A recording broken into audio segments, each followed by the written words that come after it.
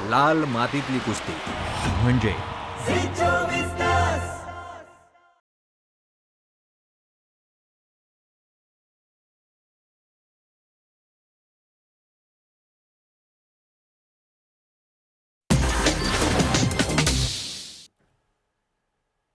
नमस्कार. हॅलो 24 तासमध्ये मी मधुरा तुमचं मनापासून स्वागत करते. या कार्यक्रमात आपण विविध विषयांवरती चर्चा करत असतो आणि आज आपण आरोग्यविषयक चर्चा करणार आहोत. आजचा आपला विषय आहे प्रोस्टेट कॅन्सर आणि याविषयी मार्गदर्शन करणार आहेत या विषयातील तज्ज्ञ डॉक्टर जगदीश कुलकर्णी. विषयाला सुरुवात करण्यापूर्वी मी डॉक्टर कुलकर्णी यांचं आमच्या स्टुडिओमध्ये स्वागत करते. नमस्कार डॉक्टर. नमस्कार.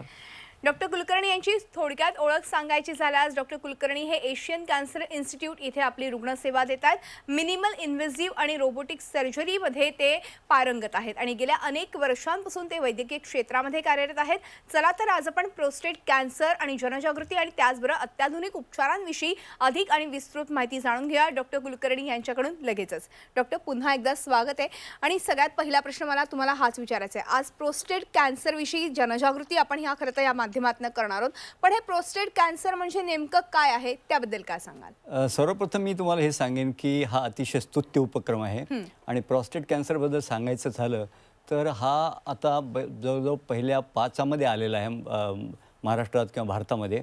आणि हा कॅन्सर जो आहे फक्त पुरुषांना होतो, कारण ही प्रोस्टेट ही ग्रंथी आहे, ही युरिनरी ब्लॅडर किंवा आपण मूत्राशय याच्या मुखावर असते आणि तिचं साधारण 50च्या वयामध्ये त्यामध्ये एनलार्जमेंट व्हायला सुरुवात होते आणि त्याच्यानंतर मध्ये कॅन्सरमध्ये बदल होऊ शकतो.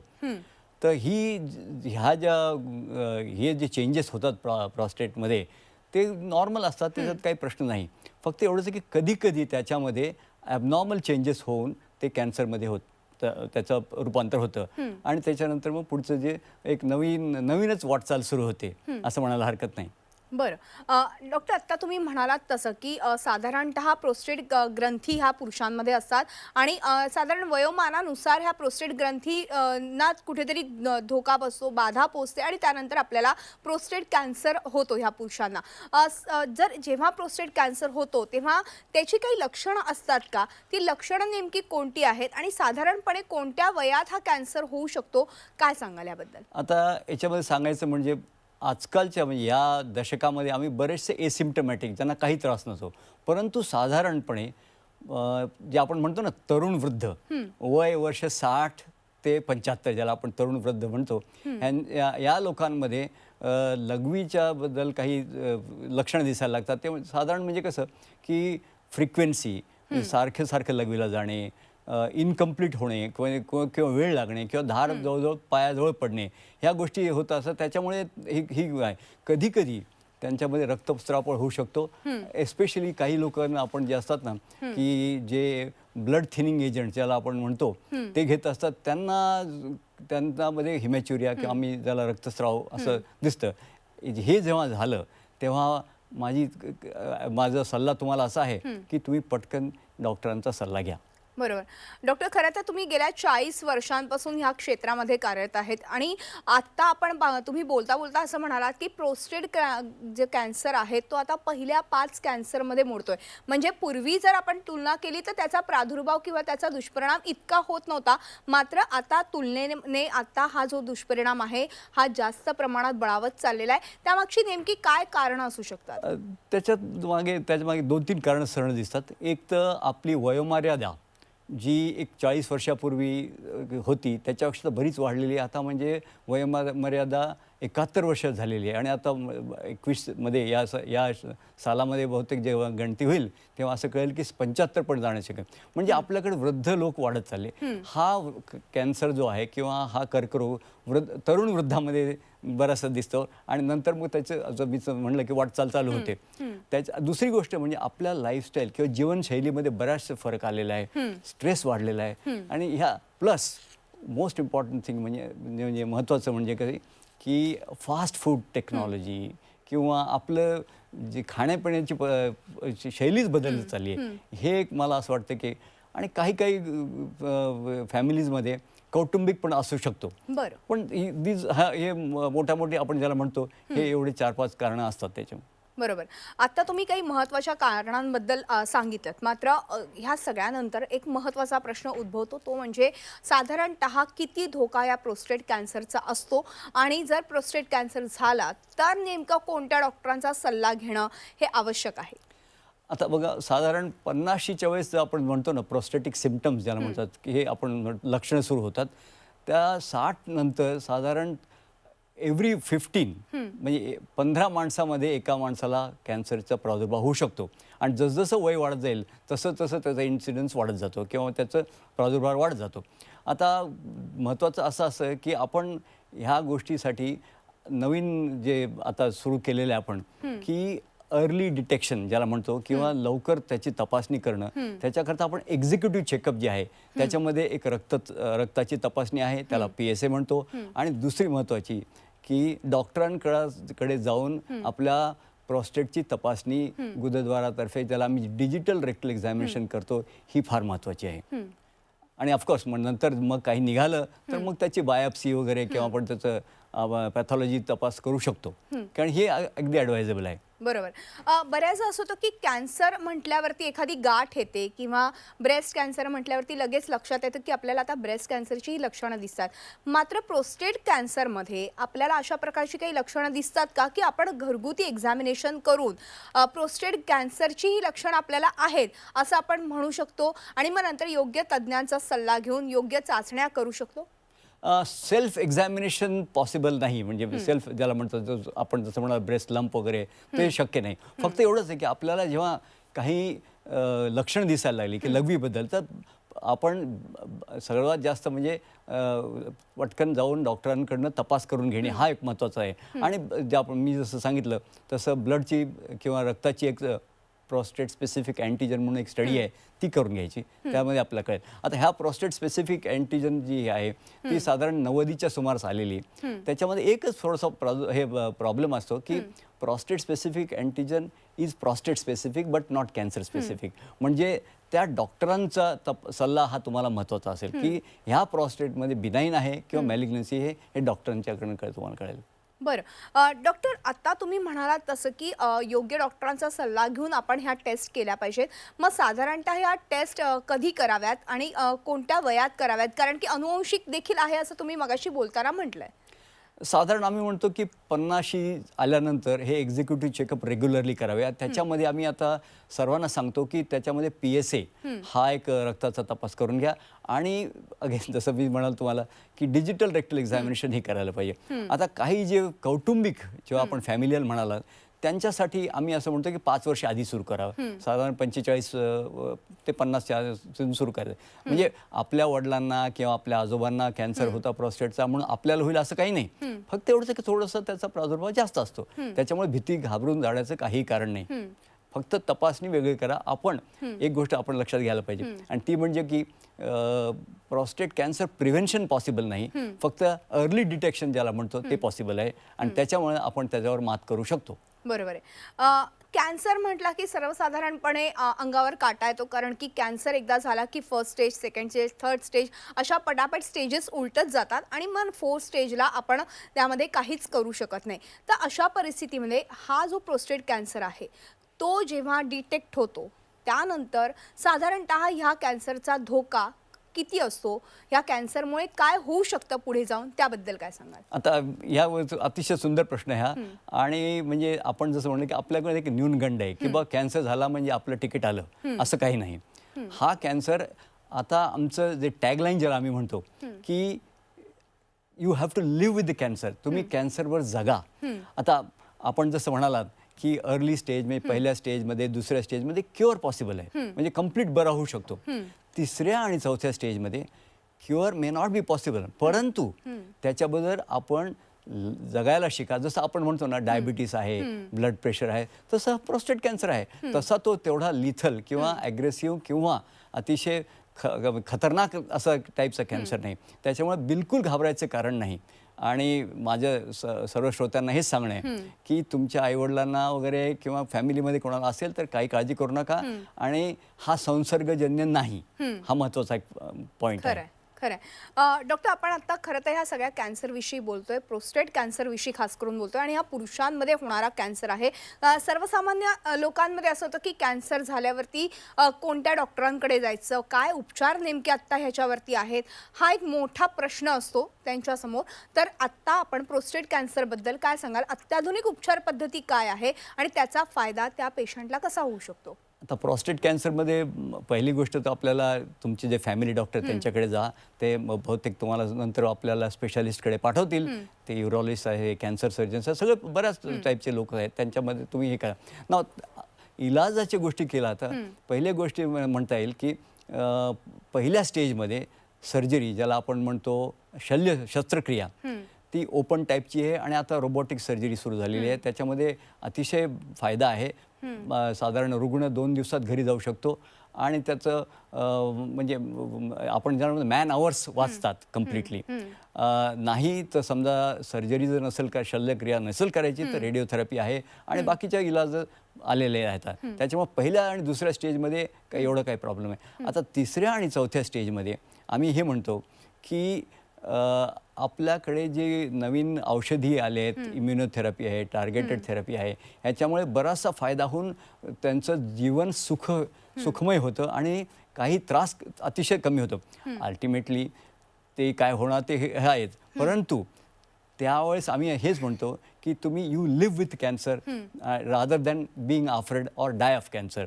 आणि प्रॉस्टेट कॅन्सर असं मला सांगता येईल की इफ यू ट्रीट अर्ली किंवा लवकरात लवकर त्याचा जर इलाज झाला तर इट इज अनलाइकली, म्हणजे आपण ज्याला म्हणतो की तुम्ही प्रोस्टेट कॅन्सरमध्ये तुमचा अंत होणार नाही. तुम्ही त्याच्याबरोबर जगू शकता. बरोबर. डॉक्टर, फार आत्ता महत्त्वाच्या मुद्द्याला तुम्ही हात घातला. ह्याच अनुषंगाने मला तुम्हाला प्रश्न विचारायचा आहे. कारण की कॅन्सर म्हटल्यावरती जसा ज्या व्यक्तीला कॅन्सर होतो तसा तो व्यक्ती मानसिकरित्या खचून जातो, पण त्याचबरोबर कुटुंब देखील तेवढंच खचलेलं असतं. तर अशा वेळेस त्या व्यक्तीला मानसिकरित्या देखील तितकंच मनोबल देणं फार महत्त्वाचं असतं. अशा वेळेस एक डॉक्टर म्हणून तुम्ही काय सांगाल? डॉक्टर म्हणून मी त्यांना एक सांगतो आणि मी त्यांच्या नातेवाईकांना हे सांगेन की तुम्ही त्याला अगदी म्हणजे टार्गेट करू नका किंवा त्याचा त्याला बाजूला टाकू नका. त्याला आपल्यासारखाच माणूस ठरवा आणि त्याचे जे कार्यक्रम त्याचे होते, त्याच्या ज्या काही ॲम्बिशन्स होत्या किंवा त्याचे जे काही स्वप्न होती ती पुरी करा. त्याच्यात काही प्रॉब्लेम नाही. कारण ह्या इलाजामध्ये आता इतकंच मॉडर्न रिफाईन इलाज झालेला आहे की त्याच्यामुळे त्याला काहीही त्रास होणार नाही. आता प्रश्न असा, दुसरा महत्त्वाचा प्रश्न असा की आमचे जे रुग्ण येतात ते विचारतात की सर माझ्या मुलाला ह्याचे काही चान्सेस आहे का? आता आम्ही हेच म्हणू शकतो की बाबा चान्सेस तर असतात, परंतु त्याच्यामुळे घाबरायचं काही कारण नाही. कारण आपल्या मुलाला सुद्धा त्याचे जे जीन्स आहेत ते त्याच्या आईकडनं पण येणार आहेत. त्याच्यामुळे तुम्हीच त्याचं असं कारण असणं शक्य नाही. त्याच्यामुळे तुम्ही घाबरायचं कारण नाही. एवढंच आहे की बस आहे असं आमच्या वडिलांना झाला होता तर आम्ही साधारण चेकअप लवकर सुरू करावं. साधारण 45 वर्ष वय सुरू असं करायला हरकत नाही आणि अशामुळे आपण कॅन्सरवर मात करू शकतो. अर्थातच हा कॅन्सरचा धोका टाळण्यासाठी आपल्याला काय करायचे, त्याचबरोबर आपण ट्रीटमेंट घेतल्यानंतर कशी काळजी घ्यायची, असे अनेक प्रश्न मला खरं तर तुम्हाला विचारायचे आहेत. पण एका छोट्याशा ब्रेक नंतर. तेव्हा हॅलो 24 तासमध्ये वेळ झाली एका छोट्याशा ब्रेकची. कुठेही जाऊ नका, पाहत राहा आमचा खास कार्यक्रम हॅलो 24 तास. ब्रेकनंतर हॅलो 24 तास या आमच्या खास कार्यक्रमात आपलं पुन्हा एकदा स्वागत आहे. आणि आज आपण प्रोस्टेट कॅन्सर जनजागृती आणि अत्याधुनिक उपचारांविषयी आपण चर्चा करतो आणि माझ्यासोबत आहेत या विषयातले तज्ज्ञ डॉक्टर जगदीश कुलकर्णी. आपण पुन्हा एकदा चर्चेकडे वळूयात. डॉक्टर, ब्रेकवर जाण्यापूर्वी आपण प्रोस्टेट कॅन्सरच्या अत्याधुनिक उपचार पद्धतींविषयी जाणून घेतलं, त्याचबरोबर प्रोस्टेट कॅन्सर कसा होतो, याची काय कारण आहेत हे जाणून घेतलं. मात्र एक महत्त्वाचा प्रश्न, हे उपचार घेतल्यानंतर त्या रुग्णाने कशी काळजी घ्यायची आणि हे उपचार झाल्यानंतरही किंवा कॅन्सर बरा झाल्यानंतर हा पुन्हा कॅन्सर उद्भवतो का, त्याबद्दल काय सांगाल? आता पहिली गोष्ट अशी की उपचार पूर्ण करणे हे आपलं कर्तव्य म्हणायचं हरकत नाही. त्याच्यानंतर जेव्हा उपचार कंप्लीट होतील तेव्हा डॉक्टरांशी सतत साधारण 3-3 महिन्याला आपला रक्ताचा तपास करणे आणि डॉक्टरांची भेट घेणे हे फार महत्त्वाचं आहे. त्याच्यानंतर आपल्या लाईफस्टाईलमध्ये ज्या आपण रिकव्हरी टाईम ज्याला म्हणतो त्याच्यामध्ये फरक करायला पाहिजे. हाय प्रोटीन डाएट पाहिजे आणि अवॉइड स्ट्रेस ज्याला म्हणतो. तिसरं गोष्ट महत्त्वाची म्हणजे की काहीही त्रास झाला किंवा काही दुसरी गोष्ट झाली किंवा उगीच म्हणजे असं वाटायला लागलं की बाबा वजन कमी व्हायला लागलं वगैरे, तर त्वरित डॉक्टरांचा सल्ला घ्या. या महत्त्वाच्या गोष्टी आहेत की आपण आपलीच काळजी घ्यायची आणि नातेवाईकांचं एक काम आहे की त्याला त्याचं कामं करू द्या आणि त्याला लवकरात लवकर त्याच्या कामाला जाऊ द्या. बरोबर आहे. त्याला रेस्ट्रिक्शन घालू नका. हं, हं. आता डॉक्टर तुम्ही सांगितलं तसं की जरी कॅन्सर झाला त्याच्यातनं तो बरा देखील झाला तरी देखील जास्त काळजी करत बसण्याचं कारण नाही आहे. तुम्ही त्यांचं रुटीन लाईफ जसं होईल तसं त्या जगा आणि तुम्ही मगाशी म्हटलं तसं की कॅन्सरबरोबर जगायला शिका असं देखील तुम्ही म्हटलेलं आहे. अर्थातच ह्या सगळ्याच्या निमित्ताने अजून एक महत्त्वाचा प्रश्न, कारण की सध्या आपण पाहतोय हा कोविडचा काळ सुरू आहे. ह्या कोविडच्या काळामध्ये जर अशा पद्धतीचे पेशंट्स जर समोर आले किंवा अशा पद्धतीचे कॅन्सर्स पेशंट आले तर नेमकं त्यांनी ट्रीटमेंट करायची की नाही असा त्यांना प्रश्न पडलेला असो, तर त्याबद्दल. कोविडचं साधारण आता 1 वर्ष झालेलं आहे आणि आम्ही काय शिकलो ह्या वर्षामध्ये नवीन प्रॉस्टेट कॅन्सरचा जे प्रादुर्भाव थोडासा कमी झाला आहे असं मला वाटतं. प्रश्न नाही तसं प्रश्न. आता त्याच्यामध्ये जे आमचे पहिले जे रुग्ण होते, जे इलाज होते, त्यांचा इलाज आम्ही मोरलेस ज्याला आम्ही व्हिडिओ कन्सल्टेशन याच्यावर चाललेला आहे, काही प्रॉब्लेम नाही. आता प्रश्न आहे नवीन पेशंटचा. हळूहळू आता सगळं ओपन व्हायला लागलं आहे. फक्त एवढंच आहे की काही रक्ताच्या तपासण्या आपल्याला घरी बसून करता येतील, परंतु डॉक्टरांचा सल्ला आणि डॉक्टरांची एक्झामिनेशन ही महत्त्वाची, ती तुम्हाला हॉस्पिटलमध्ये जाऊनच करायलाच पाहिजे. त्याच्यामुळे त्याचं आणि जसं जसं होईल तर असं वाटतं आहे की थोड्या असं जसं जसं पॅन्डेमिक इंटू एंडेमिक होईल तेव्हा प्रॉस्टेट कॅन्सर आपल्या ह्याच्यावर येईल. कारण आम्ही म्हणतो ना की वेळ, त्याच्यानंतर समुद्राची लहरी आणि कॅन्सर कोणाशी वाट पाहत नाही, त्यामुळे प्रॉस्टेट कॅन्सर सुद्धा येणार. त्याच्यात काय, फक्त एवढंच आहे की त्याला आपल्याला पहिल्या स्टेजमध्ये पकडायचं आणि त्याचा इलाज करायचं. अगदी. डॉक्टर अजून एक प्रश्न, तो म्हणजे अर्थातच कॅन्सर का होतो किंवा कॅन्सर होण्याची काय कारणं आहेत, कॅन्सर कशामुळे होतो हे सगळं आहेच, मात्र आपण कॅन्सरसारखा आजार टाळू शकतो का, हा एक महत्त्वाचा मुद्दा ह्या ठिकाणी उपस्थित होतो. मग प्रोस्टेट कॅन्सर असेल किंवा इतरही कॅन्सर असतील, मात्र प्रोस्टेट कॅन्सरविषयी आज आपण बोलतोय, तर त्याबद्दल आणि ह्याच्यामध्ये देखील मिनिमल इन्व्हेसिव्ह सर्जरी करता येते, ती नेमकी कशा पद्धतीने? आता आपण जसं म्हणालात की हा प्रिव्हेंट करता येईल का, तर मी आधीच म्हणाल तुम्हाला की प्रायमरी प्रिव्हेन्शन म्हणजे याच्यातनं जगातनं हद्दपार करणं शक्य नाही प्रॉस्टेटला. कारण आपली लॉन्जिव्हिटी किंवा वयमान वाढलं, प्रॉस्टेट ही ग्लँड असणारच, तर ती कधी कधी चेंज होणारच. फक्त एवढंच आहे की आपलं हे सगळे आपले जे म्हणजे प्रयास आहेत ते ह्याच्यात की त्याला पहिल्या स्टेजमध्ये पकडायचं आणि त्याचा योग्य इलाज करायचा. सो त्याच्यामुळे त्या माणसाला जो डॅमेज होणार आहे तो अतिशय मिनिमम असावा, ही आपली हे. आता आपण जसं म्हणाले की नवीन नवीन टेक्नॉलॉजी आलेत, म्हणजे सर्जरीमध्ये टेक्नॉलॉजी आली आहे की मिनिमल इन्व्हेसिव्ह सर्जरी आपण म्हणतो किंवा रोबोटिक सर्जरी. रोबोटिक सर्जरी म्हणजे ही जी सर्जरी ही रोबोट करीत नाही, हे डॉक्टर्स आहेत ज्यांना एक नवीन एक इन्स्ट्रुमेंट ज्याला मिळालं आहे, त्याच्यामुळे ते मोर प्रिसाईज अँड प्रिसिजन टेक्नॉलॉजी ज्याला म्हणतो.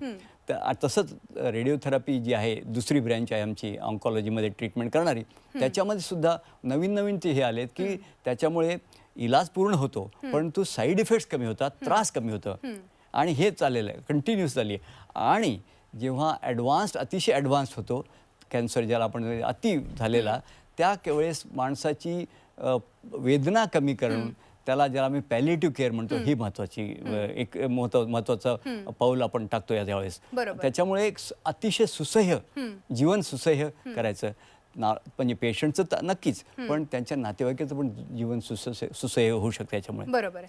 डॉक्टर, प्रोस्टेट ग्रंथींमुळे होणारा हा आजार आहे खरं तर प्रोस्टेटचा कॅन्सर. मग या ग्रंथी जर काढून टाकल्या तर कॅन्सर होण्याची चान्सेस कमी असतात का, त्याबद्दल? हा फारच रॅडिकल इलाज होईल असं म्हणता येईल की ह्या प्रोस्टेट ग्रंथी ह्या नॉर्मल आहेत, सगळ्यांमध्ये होतात, आणि जसजसं वय वाढतं तसं त्याचं एनलार्जमेंट होतं. फक्त एम आपलं हे आहे की जर त्याला कॅन्सरचा प्रादुर्भाव झाला तर काढणं बरोबर आहे, परंतु त्या आधीच कॅन्सर व्हायच्या आधीच काढणं हे अतिशय चांगलं नाही, चुकीचं आहे, आणि म्हणजे फारच रॅडिकल ट्रीटमेंट होईल असं म्हणतो.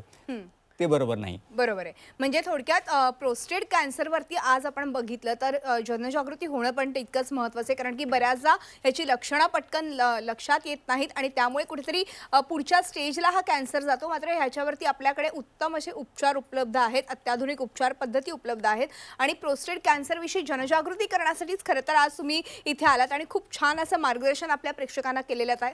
त्याबद्दल मनपूर्वक आभार. मी एवढं सांगू शकेल की प्रोस्टेट कॅन्सर आपल्याकडे येणार, फक्त त्याला घाबरून जाऊ नका आणि ॲडव्हान्स स्टेजमध्ये किंवा तिसऱ्या स्टेजमध्ये जेव्हा असेल त्याच्यावर जगायचा प्रयत्न करा. अगदी नमस्कार. डॉक्टर, वेळ संपल्यामुळे आज आपल्याला इथेच थांबावं लागते, मात्र तुम्ही आलात त्याबद्दल मनपूर्वक आभार. आणि ह्यानंतर हॅलो 24 तासमध्ये आज आपण इथेच थांबतो. तुम्ही पाहत राहा आमचा खास कार्यक्रम हॅलो 24 तास.